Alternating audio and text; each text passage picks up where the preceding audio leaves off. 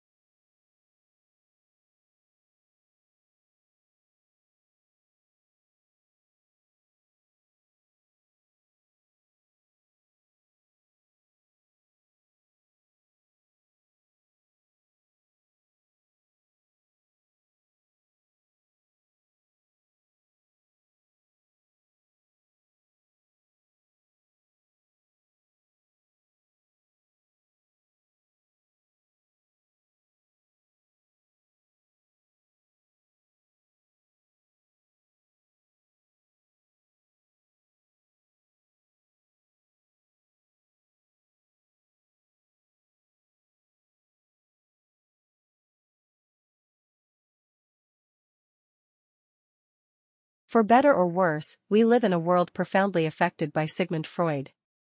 If I had to ask you to name a famous psychologist, the answer of most of you would be Freud. He was the most famous psychologist ever, and he had a profound influence on the 20th and 21st century.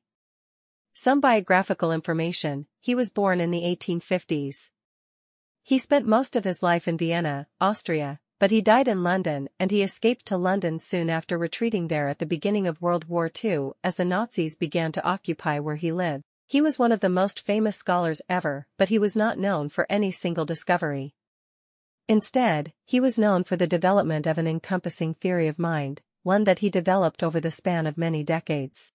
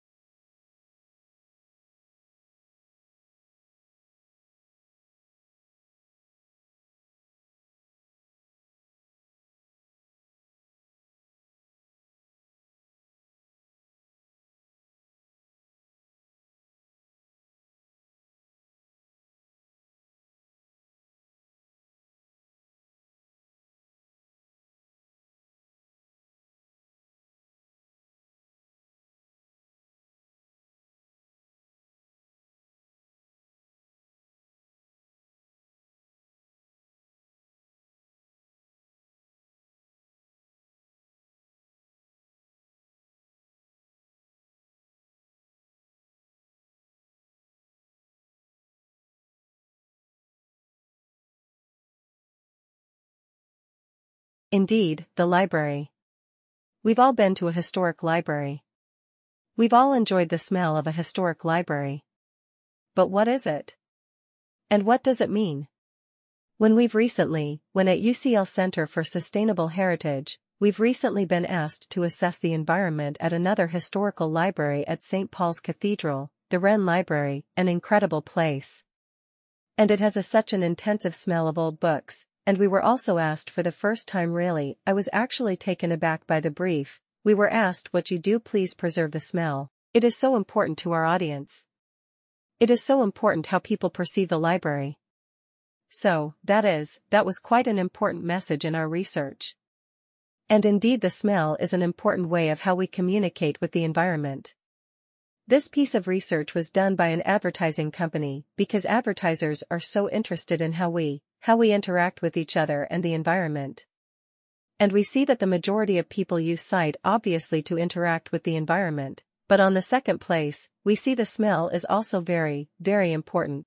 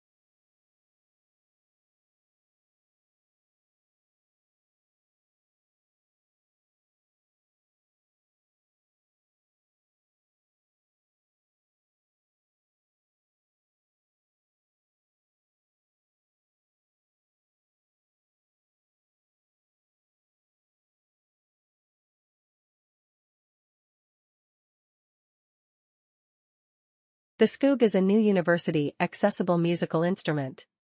It is designed to use by children or adults with special needs, or in fact be used by anyone. It's soft, it's easy to play, it's robust, and it can be customized to suit anyone's abilities. The Skoog helps students with special needs by allowing them to get involved in making music themselves. It's an instrument that they can play it and they can take ownership of and start creating their own sounds and music. Traditional instruments are the shape and size and made of the materials they are because of the sound that they need to make. If you want to make a sound like a plucked string, you need a string and it needs to be under tension, whereas with a Skoog, because it's a mixture of software and a sensor, then thus the computer can handle making the sound. And so we can design an object that's designed to be touched and designed to be played with.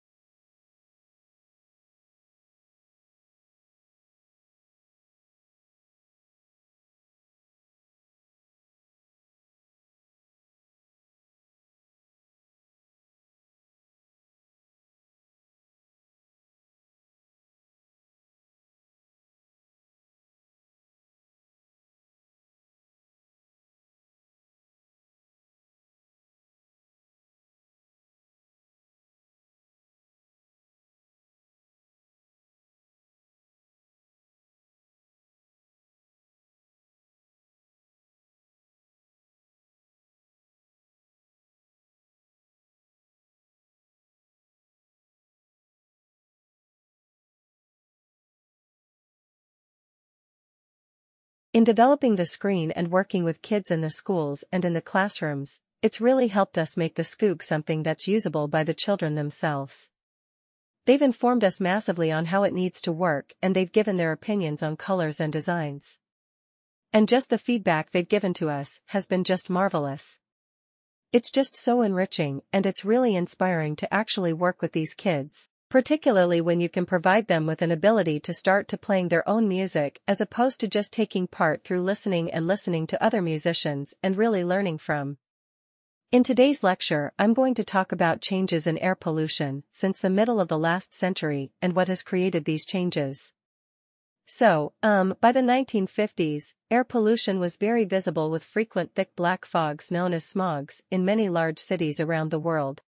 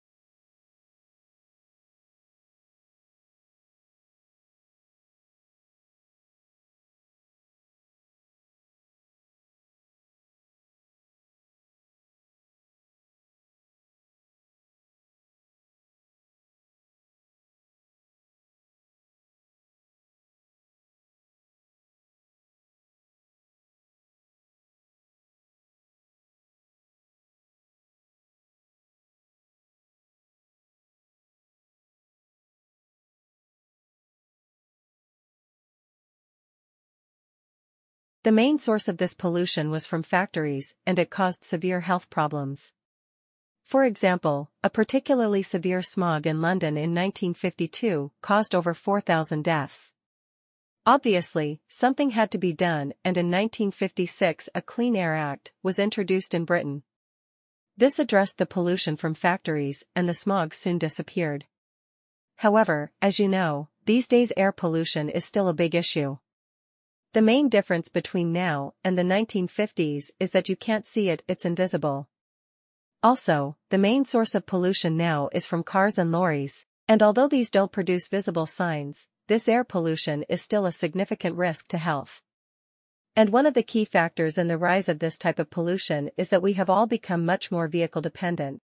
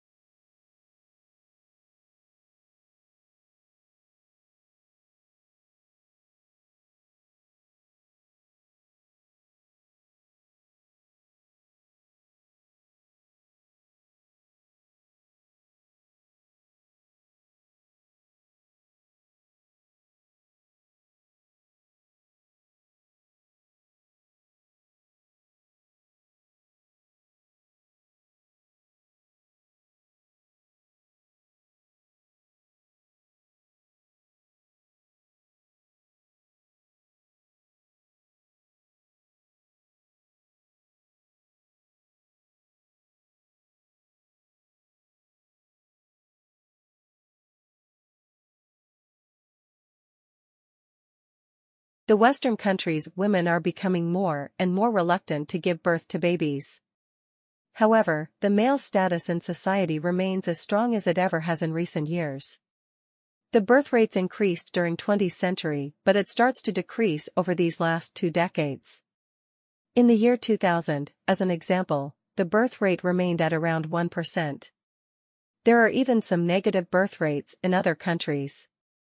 Birth rates dropped to its lowest point that has never been seen in the society. It also has impacts on male in the society, especially young men, and it might have some connection with unemployment rates as well.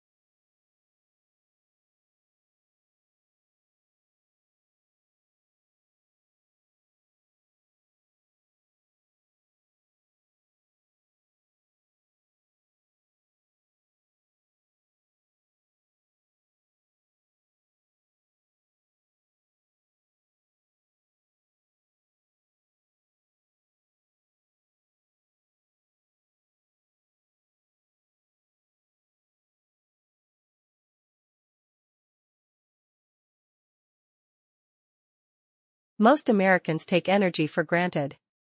But, for many families, maintaining access to reliable and affordable energy is a persistent challenge and a significant material hardship.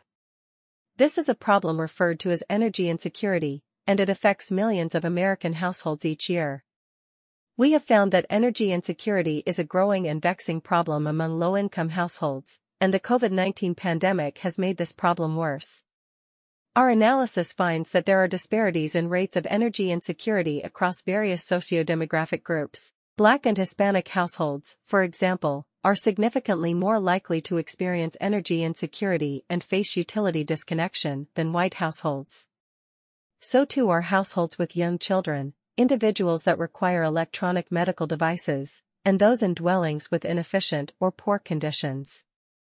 Households that cannot pay for energy are unable to power electronic learning or medical devices, keep perishable, healthy food in the refrigerator, or maintain safe body temperatures.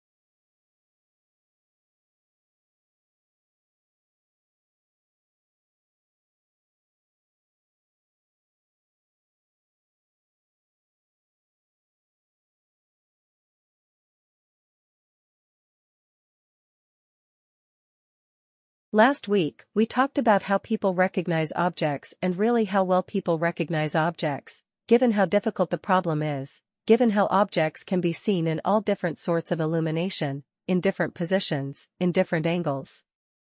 And yet we are able to extract that information, we are able to take the visual stuff out there, interpret it in a way that allows us to recognize all the different things that we can see in our environment. Today we're gonna kind of carry on looking at that, but we're gonna look at what's really a special class of objects. That's the human face. So we're gonna look at how we recognize human faces, and how we do it quite as well as we do. We're really expert at recognizing faces. So again we can think about how do we take that visual information and how do we transform it into a form which allows us to put a name to a face, and to do all the other clever things that we can do with faces. So I'm gonna start off again by just pointing out that it's a hard problem.